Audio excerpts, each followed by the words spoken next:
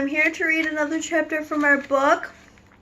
When we left off, they had caught the main character, and he is now a mouse. So let's see what happens next. This chapter is called Bruno. I peeped around the leg of the chair and watched the hundreds of witches' feet walking out through the doors of the ballroom. When they had all gone in places, it was absolute silence.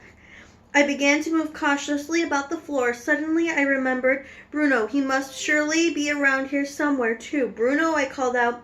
I wasn't seriously expecting that I would be able to speak to all now that I had become a mouse, so I got to the shock of my life when I heard my own voice, my own perfectly normal, rather loud voice coming out of the tiny mouth. It was wonderful. I was thrilled. I tried it again. Bruno Jenkins, where are you? I called out. If you can hear me, give a shout. My voice was exactly the same as I had, and just as loud as it had been when I was a boy. Hey there, Bruno Jenkins, I called. Where are you? There was no answer. I pottered about between the seat legs, trying to get used to being so close to the ground. I decided I'd rather liked it. You are probably wondering why I wasn't depressed at all. I found myself thinking, this is wonderful about being a little boy anyway. Why is it necessarily any better than being a mouse? I know that mice get hunted and they sometimes get poisoned or caught in traps.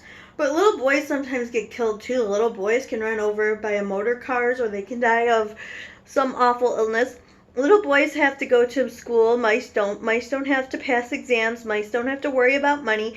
Mice, as far as I can see, have only two enemies, humans and cats. My grandmother is a human, but I know for certain that she will always love me, whoever I am.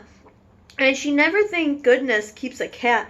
When mice grow up, they don't ever have to go out to war to fight against other mice. Mice, I felt pretty certain, all like each other. People don't.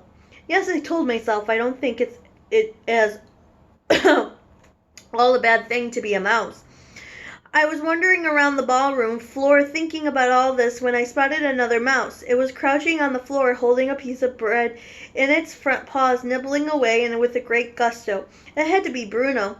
Hello, Bruno, I said. He glanced up at me for about 2 seconds, then went right on guzzling. What have you found? I asked him. One of them dropped it, he answered. It's a fish paste sandwich. Pretty good. He too spoke the perfectly normal voice. One would have expected that a mouse, if it was going to talk at all, would do some with the small squeakiness voice you could imagine.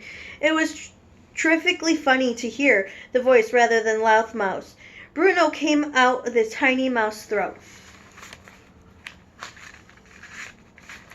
Listen, Bruno, he said, now that we are both mice, I think we ought to start thinking a bit about the future. He stopped eating and stared at me with a small black eye. What do you mean, we? He said. The fact that you're a mouse has nothing to do with me, but you're a mouse too, Bruno. Don't be a fool, he said. I'm not a mouse. I'm afraid you are, Bruno. I most certainly am not, he shouted. Why are you insulting me? You haven't been rude to you. Why call me a mouse? Don't you know what's happened to you? I said. What on earth are you talking about? Bruno said. I have to inform you, he said, that not very long ago the witches turned you into a mouse. When did they do? Then they did it to me. You're lying, he cried. I'm not a mouse. If you hadn't been so busy guzzling the sandwich, I said, you would have noticed your hairy paws. Take a look at them. Bruno looked down at his paws. He jumped. Good grief, he cried. I am a mouse. You wait till my father hears about this. He may think it's an improvement, I said. I don't want to be a mouse, Bruno shouted, jumping up and down. I refuse to be a mouse. I am Bruno Jenkins.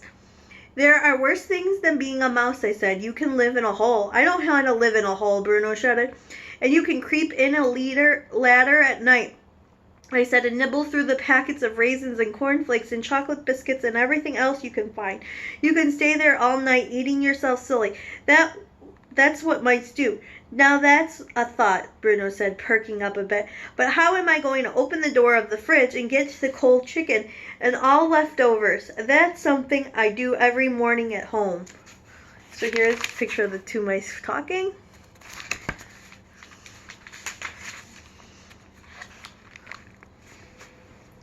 Maybe your rich father will get you a special little mouse fridge all to yourself, I said. One that you can open. You say a witch did this to me. Bruno said, which witch? The one who gave you the chocolate bar in the hotel lobby yesterday, I told him.